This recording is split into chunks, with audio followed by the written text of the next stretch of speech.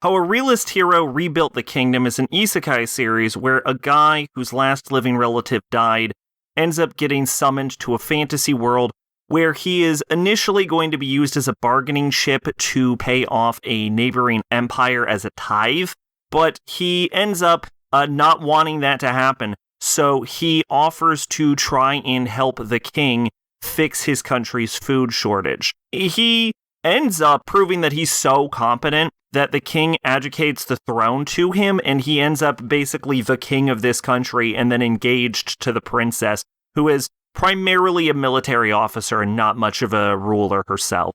There's a lot of harem elements into this, which are well enough handled in that the girls aren't necessarily fawning over him 24/7. They sort of integrate into the plot decently enough. But it is worth noting, and even pointed out in the show, that he does seem to pick up a bunch of hot ladies around him at all times, to the point where there's apparently rumors that he's a bit of a lecher. The show doesn't really dive too far into the harem elements, which is why I'm saying it is well integrated, and it never really progresses into a sort of ecchi territory or anything, so it does it subtly, I should say. And as far as the portrayal of the show goes, it's mostly focused on the relationship between the main character and the princess fiancé. He wants to basically leave the throne to her when he goes back to Earth, although I am skeptical that that's going to happen at the end of the series because of just how the show is sort of set up. But I will say that the characters in the show, especially the main characters, aren't necessarily particularly interesting or well handled. They're all sort of flat and just sort of designed to fit the niche that the show itself requires. The main character is, I would honestly say, an especially boring character, because his whole gimmick is he's just like the thinking guy who's got to solve all the problems by thinking and doing paperwork. I will say that as far as isekai series go, the fact that the main character isn't a frontline fighter is a sort of interesting twist, but they don't do a whole lot to endear you to him.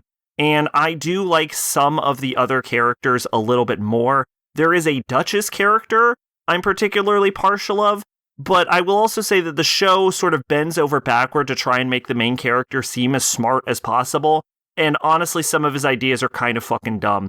Like when he does a total broadcast to the entire kingdom looking for talent, it sounds like that could be a good idea on paper, although my immediate thing was, well, that's a great way to get fucking spies into your entourage. And yeah, he gets spies in his entourage. He manages to get a spy in his entourage, and it is so fucking lucky that this works out for him, because it's a spy from the Duchess, and if the Duchess was not on his side and on an enemy side, he'd be a fucking dead man. So yeah, it's definitely one of those shows where it tries to seem smart and it wants the main character to seem smart, but the creator itself isn't smart enough to write a very smart character.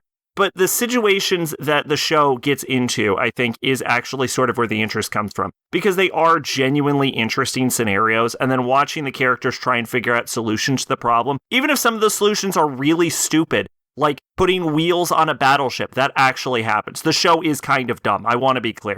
At the very least, it manages to entertain you as you see them get out of these situations. And it has a bit of a political intrigue plot going on that I don't want to get too much into, because honestly, I'm not sure I'm super following 100% so far. But it does end on a bit of a cliffhanger where the kingdom ends up taking over the capital city of their rival kingdom, and the princess of the kingdom is basically seeming to swear revenge, even though I think she would make a really good ally for the main character. Meanwhile, the actual empire they were trying to pay a tithe for has a non-aggression pact. So basically, the kingdom has trounced on a non-aggression pact because they themselves were being attacked. And so the older sister of the ruler of the empire, who's this knight soldier lady, shows up, and they have a civil enough chat. Not the happiest about the portrayal of the character. She's very grovelly at the main character's feet, like so many other characters in the show are. But there is sort of an implication that a bit of a conflict is about to arise between them. So as far as an intrigue plot goes, it's not the greatest I've ever seen, but it's enough to hold my attention. And the situations that the characters find themselves in, and then the ways they find themselves out in, is sort of the major draw. and it's enough to keep me invested in trying to find out where they're going for season 2. Twitch and Discord in the description. I've been Sacrobolic, your envoy of hope. Bye-bye.